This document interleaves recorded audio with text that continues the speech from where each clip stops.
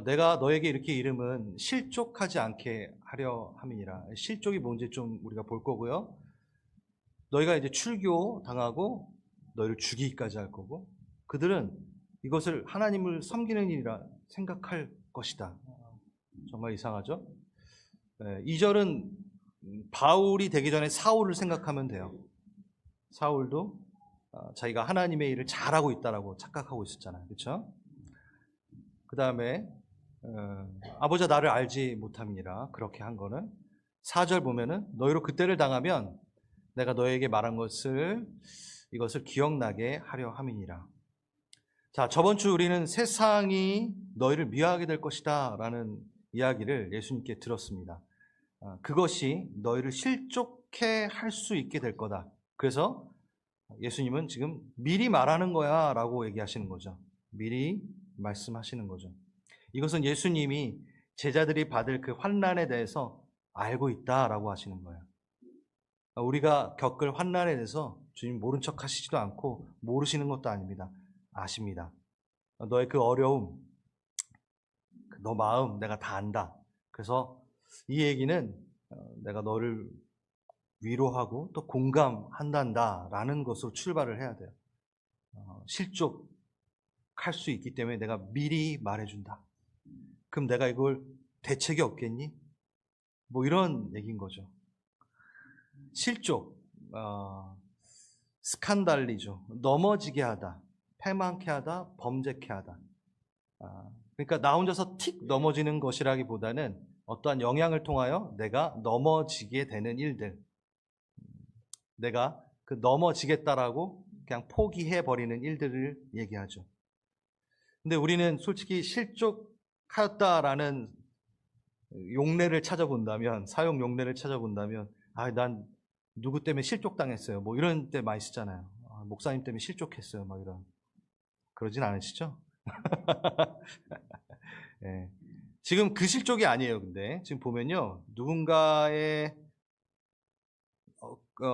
내가 누군가에게 실족을 당해서 내가 넘어졌다라는 것은 맞는데 어떤 실족이냐면 지금 문맥 안에서 보면은 세상이 미워해서 출교, 그러니까 유대 사회에서 회당 출석 금지라는 것은 출교된 거거든요.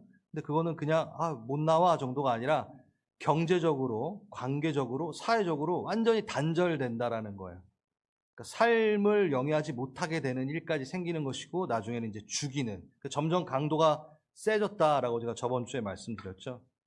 그래서 두려워하여 예수와의 친밀을 중단하고 배도하는 그 실족을 말하는 겁니다. 진리의 기준을 낮추고 세상과 다시 친밀함을 선택해버리는 실족. 그러니까 자기가 한 부분에서 선택하는 실족이죠. 미움을 받으니까 미움을 받기 싫어서 내가 그 기준을 낮춰 예수와의 친밀을 버리는, 친구 대신 예수님과의 관계를 버리는 실족되는 일들, 그것을 말합니다. 지난주에 이 세상이 너희를 미워할 것이라는 부분하고 연결이 되는 부분이죠. 그래서 제가 지난번 주에 좀 하려다가 못한 부분까지 좀 얘기를 하려는데요. 지난주에 제가 세상 가운데 살지만, 세상을 딛고 살지만 우리는 세상에 속하여 살면 안 된다. 그 가치관에 대한 부분, 성경적 가치관으로 살아야 된다. 그래서 보이지 않는 영적 세력에 대해서 잘 우리는 인식해야 되고, 또 보이는 영혼을 대하는 태도는 잘 또 지혜롭게 해야 된다. 기억나시죠? 기억나시면 고개를 저번 주에 했던 겁니다. 근데 우린 복음을 닫기 위해서, 복음이 닫게 하기 위해서 잃어버린 영혼들과 관계를 당연히 맺어야 돼요. 맞죠? 세상에 완전히 분리되어 나올 수는 없는 거잖아요. 구약의 개념의 거룩을 지키기 위해서는 어떻게 했냐면 부정을 피했어요. 그렇죠? 그런데 예수님이 오심으로, 그 나라가 임하심으로 어떤 일이 일어나죠? 거룩이 부정을 거룩해 버리는 정말 역사가 일어난 거죠. 예수님이 뭘 하셨어요? 문둥병자를 만지셨어요. 피했었는데 만진 거야. 그러니까 사람들이 너무 이상해. 저 뭐야? 예수 그리스도의 안에 있다면 어떻게? 부정을 거룩이 삼키는 일이 일어납니다. 그래서 그것을 정결케 하고 거룩케 하는 것이죠. 그래서 우리는 도망 다니는 게 아니에요. 우리가 메노나이트가 되는 건 아니죠. 그렇죠? 다시 수도원 사상이 되는 건 아니죠. 내 거룩을 지키기 위해서 무서워서 도망치는 것이 아니라 우리의 거룩은 날마다 새로워. 내가 거룩한 게 아니라 내 안에 예수가 계셔. 그러니까 두려움 없기에 내가 그 부정에 대해서 공격할 수 있는, 그게 바로 이 신약 시대의 복음이고 거룩인 것이죠. 어렵긴 어려워요.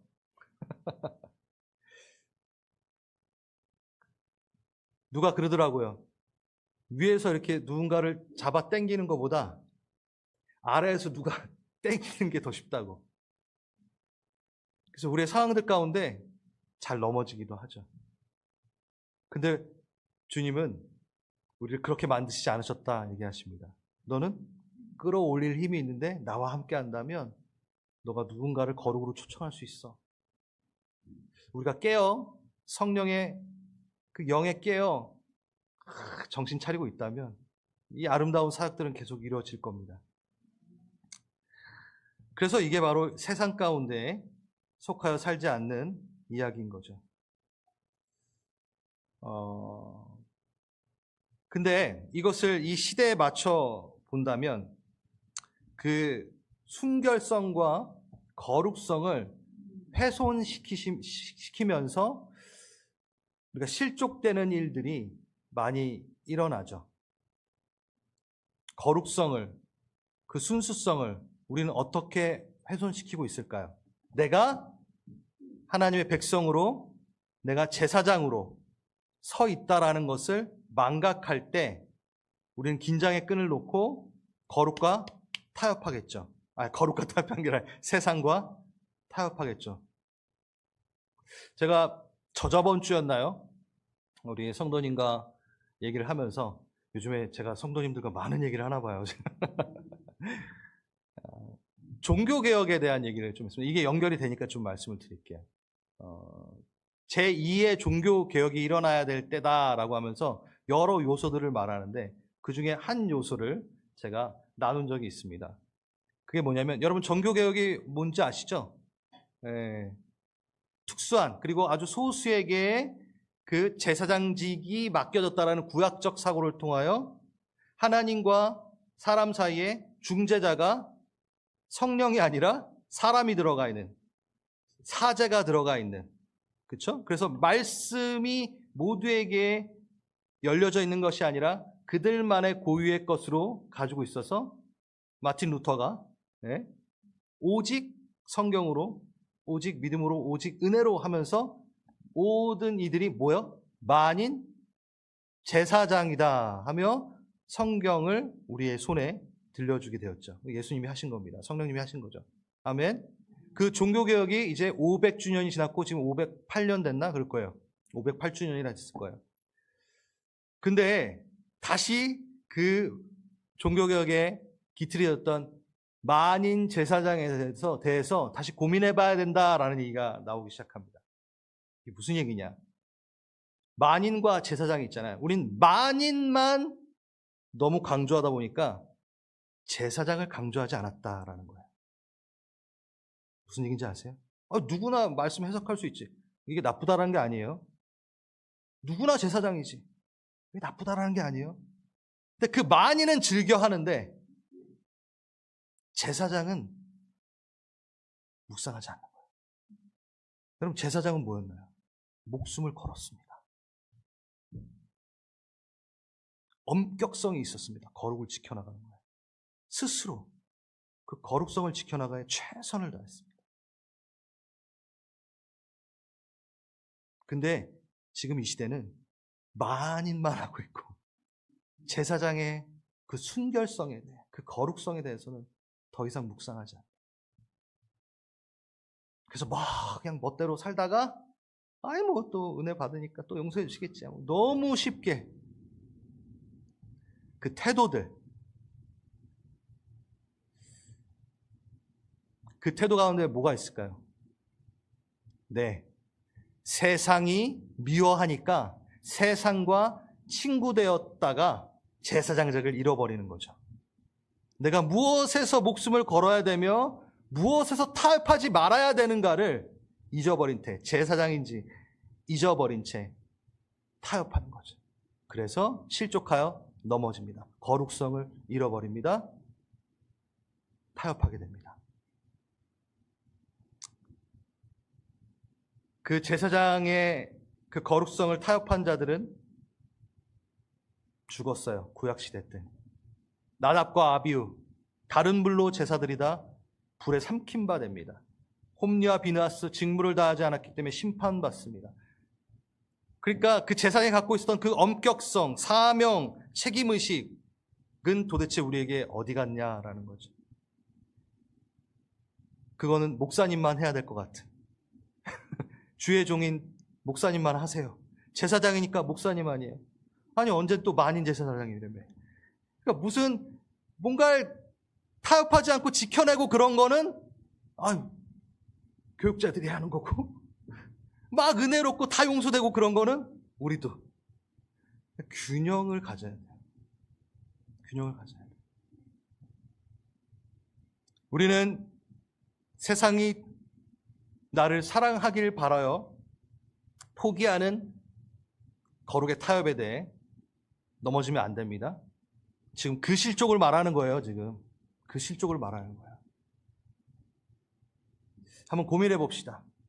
그리고 오늘 기도할 때 한번 여러분 기도해 보세요. 자, 5절 6절 보겠습니다. 지금 내가 나를 보내신 이에게로 가는데 너희 중에 나더러 어디로 가는가 묻는 자가 없다. 도리어 내가 이 말을 함으로 너희 마음에 근심이 가득하였도다. 이게 무슨 얘기일까요? 여러분, 제자들이 예수님이 어디로 가는지에 대해서 묻지 않았나요? 물었었어요. 베드로도 한번 물었고, 그렇죠? 14장에서는 빌립이 또 물어봤어요. 어디로 가시는지 물어봤어요. 근데 왜 이렇게 말씀하셨을까? 6절까지 같이 봐야 돼요. 제자들이 근심이 가득하였다. 이 근심은요, 비통함, 마음이 찢어집니까? 그냥 근심 정도가 아니라 완전히 낙망한 거예요. 압도당한 거예요. 근심에. 그러니까 더 이상 대화가 이어지지 않는다라는 거예요. 지금 보시면 2주 동안 예수님 빨간색 글씨만 쫙 있죠. 그러니까 지금 제자들은 듣는 게 아니야. 그냥 안 들려. 그냥 근심만 가득해. 그러니까 더 이상 너가 묻는 자가 없구나. 나와 지금 대화가 안 되는구나. 그럼 예수님만 지금 말하고 있어요. 이게 뭐예요? 예수님은요, 십자가의 죽으심, 떠나심에 대해서 분명히 얘기했지만 그것으로 근심이 될 수도 있겠지만 그것만 얘기하신 게 아니거든요. 영광과 소망에 대해서 계속 얘기하셨어요. 그 이후로 계속 얘기하셨어요. 내 이름을 구할 때 어떻게? 다 해줄게.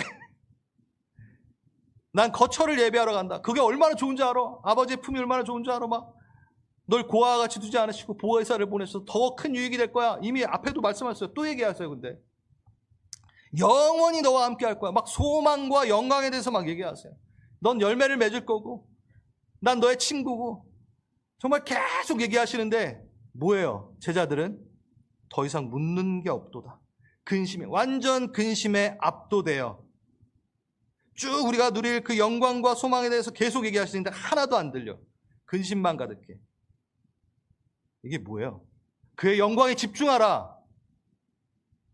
그 근심에 대해서 집중하지 말고 그 영광의 스토리에 좀 집중하라 라는 얘기인 거죠. 예수님이.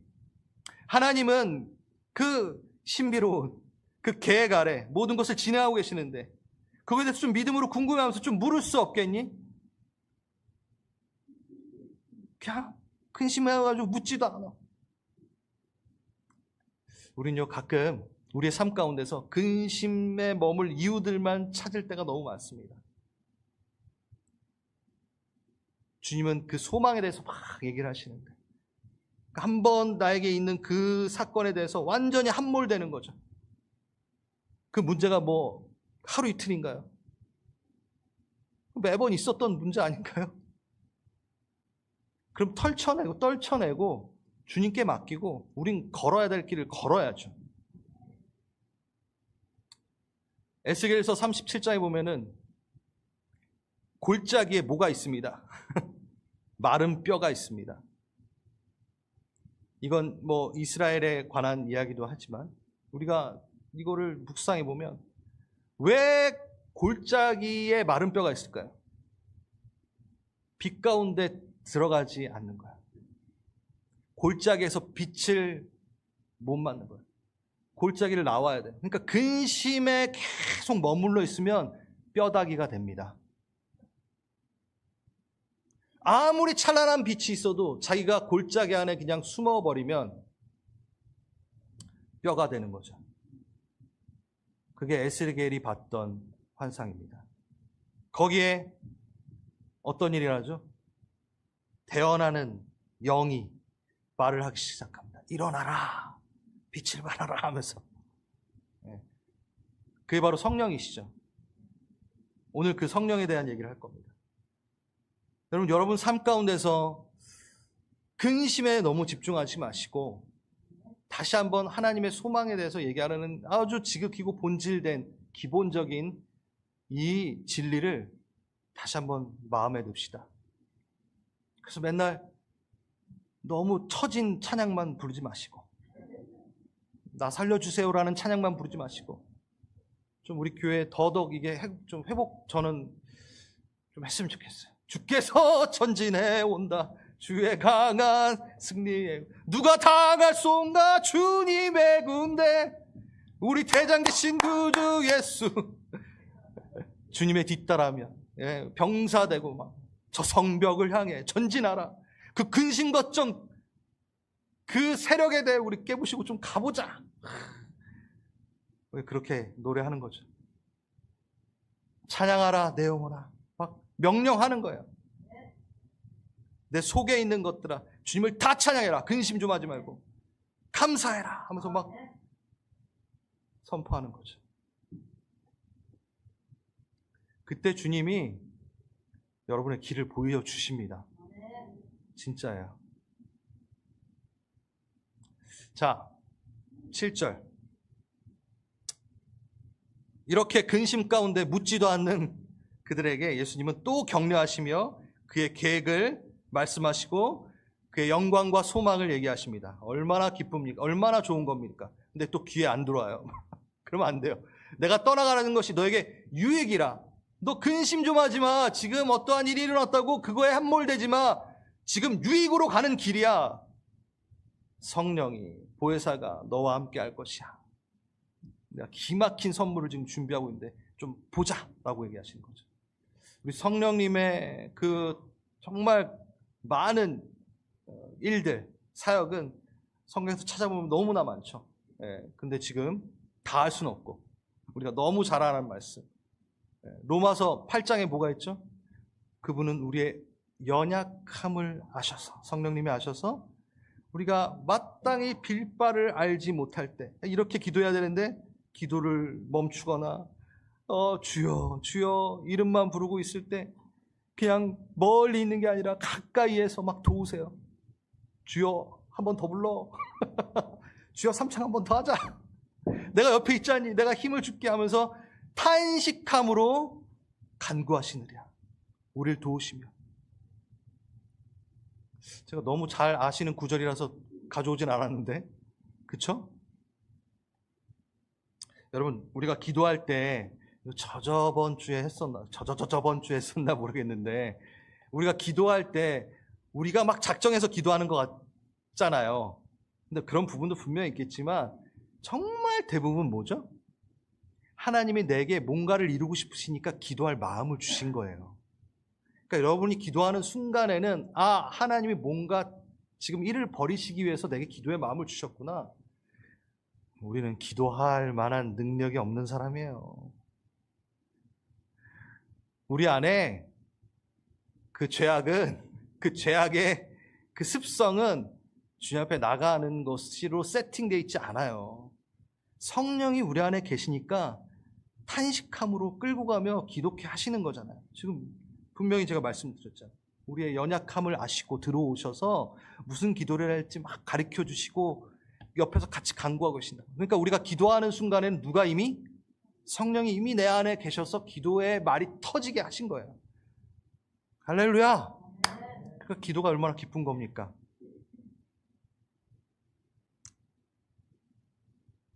제가 요즘에 우리 성도님들과 이렇게 만날 때 어느 때보다도 이 여름은 이렇게 만나게 되는 것 같아요. 정말 감사하다. 감동이 말이 아닌 거죠. 이건 제가 여러분들을 좀 진짜 격려해드리고 싶고, 이쯤이면은, 이 일이면은 조금 무너질 수 있는데, 안 그래. 주님을 좀 원망하고 그런 타이밍이 좀 있을 것 같은데, 안 그래. 그냥 꾹 참아. 그건 안 해. 그리고 정말 꾸역꾸역 어떻게 해서라든 예배를 드려. 그리고 기도해. 찬양하고 있어. 제가 그걸 확인할 때, 좋다. 우리 교회 또 한 번 성장하는 것 같구나. 제가 이렇게 만나면 정말, 뭔 일들이 이렇게 많으세요? 뭔 일이 많아요. 근데 그 일 가운데 다 고백하는 거는 주님을 신뢰합니다. 여러분 서로에게 좀 박수 한번 쳐보십시오. 예, 잘하고 있어. 예. 잘하고 있어. 그래요. 병들고 아프고 문제가 닥치고 분명히 흔들리고 무너질 수 있는데 실족지 않고 감사로 찬양으로 반응하는 여러분. 근데 그게 여러분의 힘으로 했을까요? 아니라는 거예요. 성령이 내 안에 계시기 때문에. 성령이 내 안에 계시기 때문에 그렇게 반응했구나. 그러니 성령이 나를 떠나지 않은 증거가 어떠한 상황 가운데서 내가 찬양하고 있다는 것은 그냥 버티는 정도가 아니라 내 안에 애굽으로 함께 내려가셔서 함께 계신 예수와 성령과 함께 계시는구나 라는 사인인 거죠.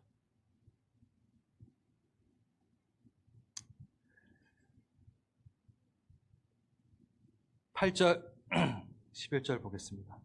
이제 이 구절에 아주 중요한 대목이 나왔습니다. 솔직히 이 8절하고 11절 요 부분만 해도 한 시간이 뭐예요? 이거는 한 일주일 강의를 해도 되는. 왜냐면 죄에 대해서 완전히 또 다루려면 이게 완전 기독교 핵심인데, 의에 또 다루려면 로마서 다 봐야 돼요.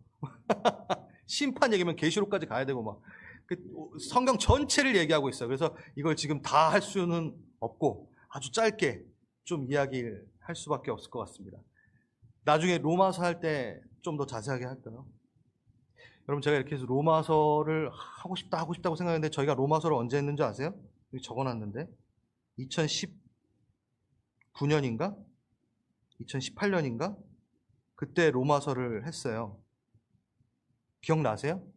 아마 기억에서 지워주셨을 거예요. 그 조만간 해야 되겠다는 생각이 듭니다. 저희가 보혜사 성령님께서 보혜사가 오셔서 그 성령님이 오셔서 죄에 대해 의에 대해 심판에 대해 세상에 대해 책망하신다라는 겁니까? 그러니까 성령님의 역할이 이거다라는 얘기예요.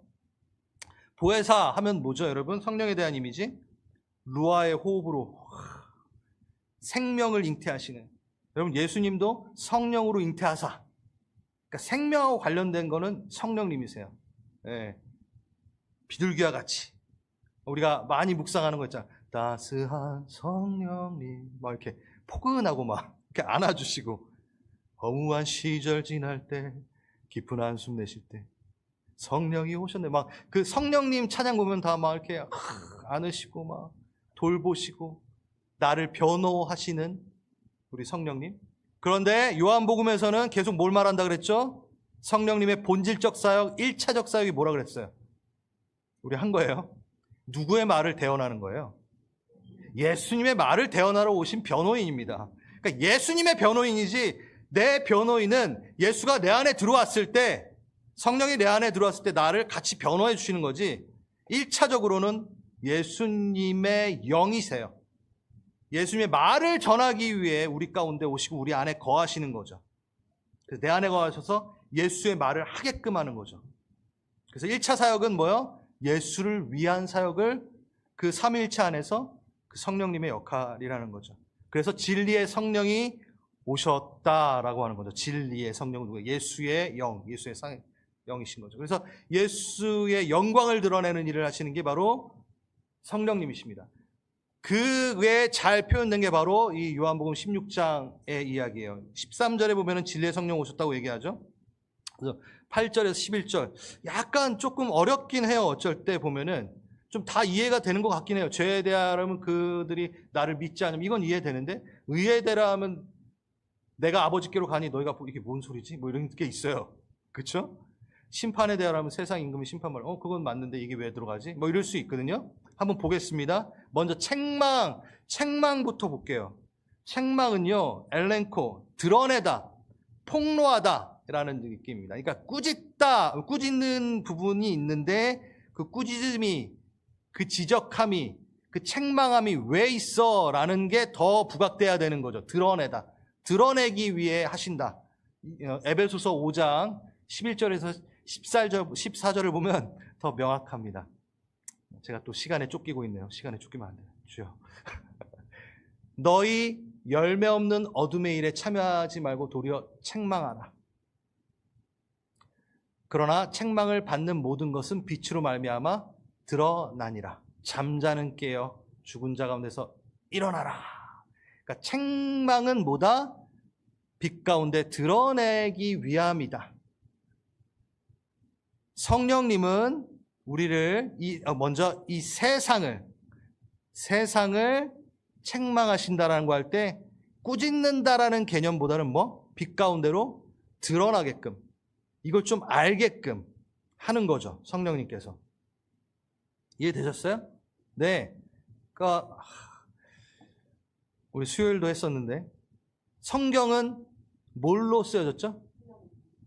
하나님의 감동으로. 모든 성경은 하나님의 감동으로 쓰여졌으므로 뭐라고요? 교훈과 그다음 뭐예요? 책망과, 맞아요. 바르게 함과 의로 교육하기 유익하다라고 되어 있잖아요. 거기에 하나님의 감동이라는 그 단어가 뭔지 아세요, 여러분? 호흡이라는 단어예요.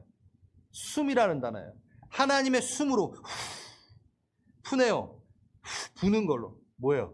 루아의 호흡으로 뭐예요? 교훈하시고 책망하시고 의로 교육하고 바르게 하고 뭐 이런 거예요. 그러니까 성령께서 성경을 우리가 볼 수 있는 능력을 주시는 거고 성경을 쓰는 저자에게도 성령이 임하셔서 그들이 감동으로 쓰게 된 거고 그 얘기입니다. 그러니까 성령님이 하시는 사역이 뭐냐면 우리에게 조율하시고 책망하시는 사건이고 사역이다라는 것을 얘기하면서 죄에 대해서 무엇인가 말하나 봅시다. 죄에 대하여라 함은 그들이 나를 믿지 아니하미요. 네, 먼저 죄에 대한 정의는 누가 내린다?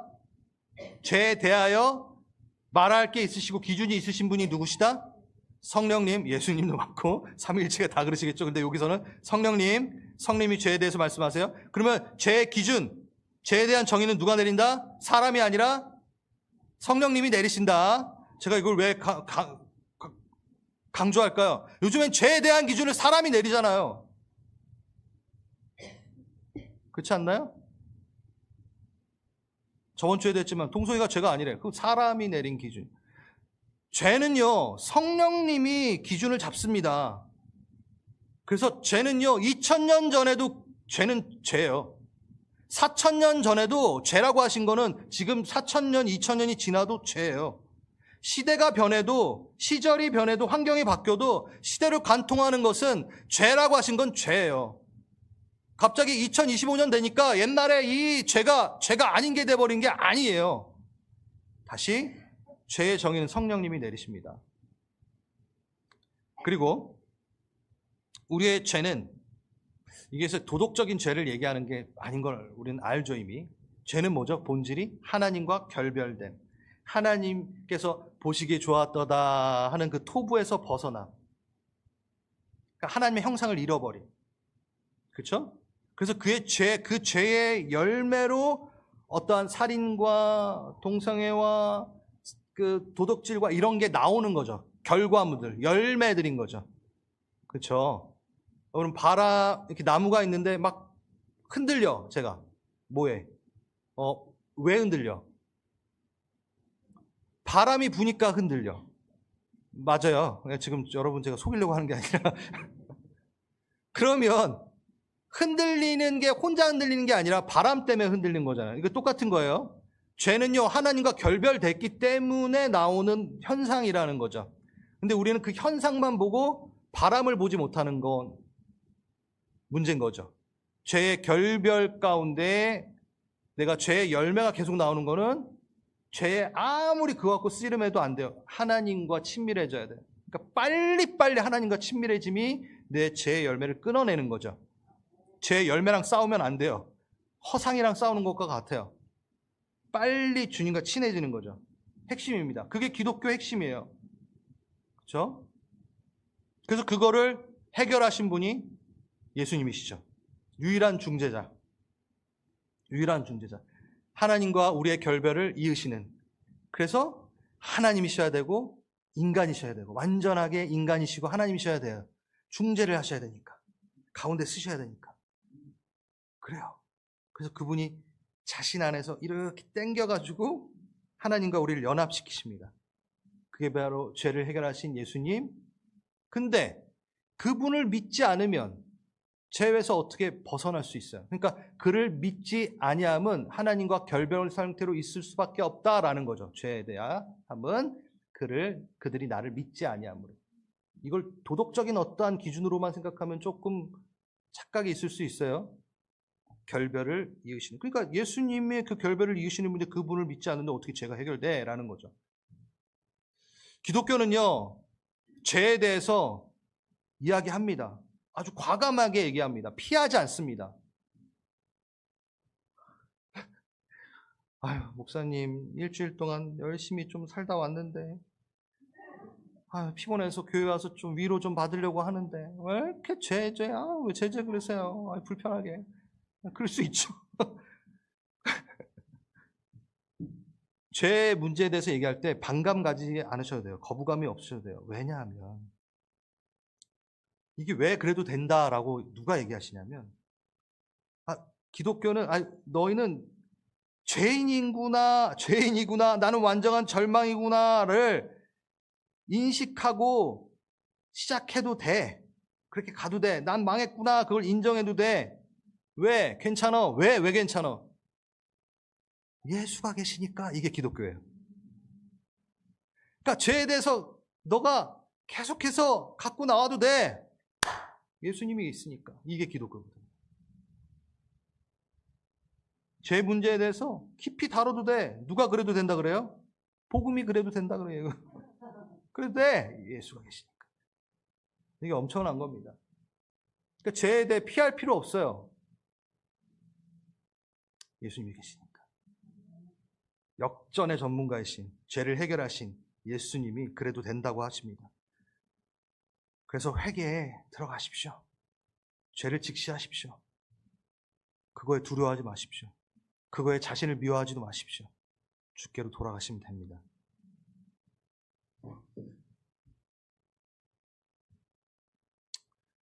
자신이 죄인이고 자신이 연약한 사람이라는 것을 인정할수록 오히려 살아날 수 있는 비밀이 있는 것이 바로 기독교고 복음인 거죠. 그래서 우린 두려움이 없는 거죠. 근데 제가 여기에서 하나를 좀 더 예수님의 이 존재, 예수님의 존재, 예수님의 그 사역, 십자가의 사역을 믿지 않는 죄를 구절에서 얘기한 거죠. 이건 누구에게? 세상에게 책망하시는 것입니다. 근데 제가 마지막에 얘기했지만 왜 세상에게 책망하시는데 우리에게 먼저 적용을 해야 되냐면 세상은 이걸 못 들어요. 그러니까 이걸 내가 먼저 묵상하고 내가 이거에 푹 젖어야 돼요. 그래서 우리에게 적용을 해야 돼요. 세상에게 말한 건데 왜 자꾸 우리한테 말하세요? 이러면 안 돼요. 이 세상에 대한 책망인데 우리를 봐야 돼요. 우리는 뭔가요? 믿어요. 예수님이 존재를 믿어요. 하지만 우리에게 경고하시는 부분이 분명히 있습니다. 제가 하나 읽어드릴게요.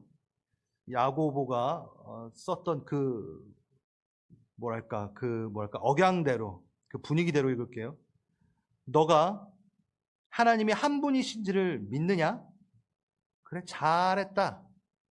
귀신들도 믿고 떠느니라. 아유, 허탄한 사람아, 행함이 없는 믿음은 헛것인 줄 알지 못하냐? 조금 비아냥거리듯. 이게 무슨 얘기예요? 야, 귀신도 예수님 존재는 믿어. 지금 네가 예수님 존재 믿은 것 같고 믿음이라고 얘기하면 안 돼. 그 믿음 뒤에 있는 그것, 예수님의 사역을 아는 것 정도, 그건 귀신도 알아. 귀신도 예수님이 계시고 예수님이 십자가 달리시고 다 알아, 걔네도. 근데 뭐가 틀려? 순종함. 그걸 진짜 자신의 사건으로 받아들임. 이건 귀신이 못하는 거예요. 그러니까 그게 구별돼야 되는 거지, 예수님 존재를 믿었다고 믿은 거 아니야 라고 지금 야고보는 얘기하고 있어요. 지금 너 이 수준에 머물면 안 돼 라고 하는 거죠. 우리 그렇잖아요. 믿음이 있는 것 같은데 어느 분야에서는 십자가가 없어. 믿음이 정말 좋은데 어떤 부분, 어떤 이슈에서는 완전 믿음 없는 사람이 돼버려. 여기 갔다 저기 갔다 막 이렇게 되는 거지. 존재만 믿고 그 능력은 안 믿어. 막 이렇게 되는. 귀신도 믿는 존재는 믿어. 왜 다 모르는 척 하세요? 잠깐. 여러분, 어떤 부분에서는 너무 믿음이 없잖아요, 우리는. 재정의 부분. 이 부분에서는 되게 믿음이 있는데 전혀 이 부분에서는 믿음이 없어요. 자녀 부분. 그냥 막 하나님하고 그냥 싸워 막 맨날. 그러면 안 돼. 모든 부분에서 여러분 잘 하시고 계시는군요. 목사님 안 그러는데요. 막 이렇게 쳐다보시는 것 같아요. 사업의 문제, 뭐 어떤 건강의 문제, 이것만 걸리면 막 벌벌벌벌 떠는 거죠. 믿음이 없는 거예요. 그 부분에서만큼은. 들쑥날쑥, 일희일비. 우리는 그것도 묵상해야 될 것 같습니다.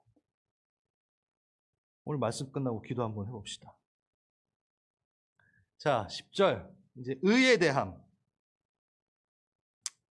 이게 제일 어려워요. 생각해보면. 무슨 말이야, 이게. 의에 대함은 내가 아버지께로 가니 너희가 다시 나를 보지 못하며.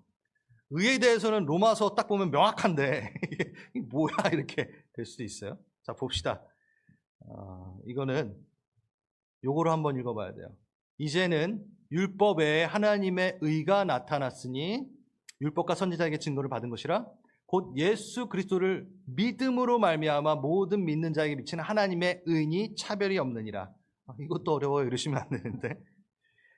한 의가 뿅 나타났대요. 인격으로 오신 의, 예수를 말합니다. 요한복음에서는 계속 뭐예요? 내가 길이요 진리요 생명이니라. 비인격체를 인격으로 완전히 입으셔서 우리에게 적용시키시는 어떤 요한복음의 기막힌 표현 방법이죠. 이게 왜 그랬다 그랬죠, 여러분? 영지주의. 지식으로 하나님 나라, 지식으로 천국 갈 거라고 생각했던 그들에게 진리를 깨달으면 갈 거라고 하는데, 그건 어떠한 지식과 진리는 비인격체가 아니야. 누구? 진리와 길은, 생명은 누구? 예수님이야. 이거 요한복음 시작할 때 했는데. 그래서 그 길과 진리와 생명이 도대체 뭔지 모르겠어. 그럼 뭐야? 예수가 그 안에 있어. 그 안에 다 그것이 다 예수 안에 있어. 그래서 제가 얘기했잖아. 여기 물이 있어요. 물컵이 있어요. 그럼 물은 뭐예요? 물을 우리가 생명이라고 얘기했을 때, 생명이 뭔지 잘 모를 땐 뭐예요? 물컵을 잡으면 되잖아요. 그렇죠? 그걸 마시면 어떻게 돼요? 내가 물을 먹는 거잖아요. 이거 다시 해야 되나? 그러면 내가 생명을 누리고 싶어. 생명이 뭐야 도대체? 진리가 뭐야 도대체 할 때 누구를 만나면? 예수를 만나면. 예수님이 내 안에 거하면 예수님 안에 생명이 있으니까 난 생명을 얻게 되는 거고 영생을 얻게 되는 거고. 근데 자꾸 영지주의는 뭐였어요? 예수 뚝 빼고 지식으로, 행위로, 그래서 뭔가 갈 것 같아. 그거 아니야 라고 예수가 탁 오셔서 그거 다 내 안에 있거든. 나를 마셔, 나를 먹어, 이 얘기죠. 그거랑 똑같아요. 의는 너, 예수. 그래서 다시 그럼 보면은 나와요. 내가 아버지께 가니 너희가 다시 나를 보지 못하니까. 의가 예수 안에 있으니까 내가 가면은 너가 그 의를 보지 못할 거야 라는 얘기인 거죠. 그러니까 승천하심에 대한 얘기, 그리고 그 의가 나아다라는 얘기를 함께 하시는 거죠. 하나님의 의, 이거 잠깐 이걸 해야 되나? 하나님의 의는 뭔가요? 하나님의 기준이죠. 하나님의 뜻이죠. 하나님의 수준이죠.